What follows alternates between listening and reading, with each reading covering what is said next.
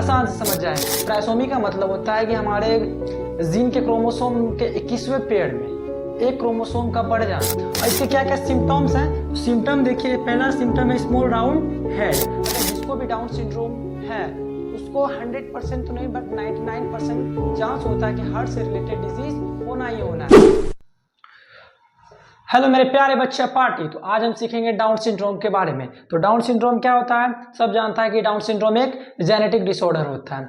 Down syndrome को क्या बोलते हैं, इसको ढूंढने वाला कौन था और इसमें इसके क्या क्या सिम्टम्स हैं, वो सब चीज आज हम एक ही शॉर्ट वीडियो में आसान से समझ जाएंगे। तो चलो सीखते हैं डाउन सिंड्रोम के बारे में। देखो, डाउन सिंड्रोम को हम ट्राइसोमी के नाम से जानते हैं। ट्राइसोमी क्या होता है? ट्राइसोमी का मतलब होता है कि हमारे जीन के क्रोमोसोम के 21वें पेड़ में एक क्रोमोसोम का बढ़ जाना, उसी को बोला जाता है ट्राइसोमी। ठीक, और इसको ढूंढने वाले कौन थे? तो लैंगडन डाउन थे। कब? तो 1866 में। और genetic disorder caused by the presence of an extra copy of a chromosome.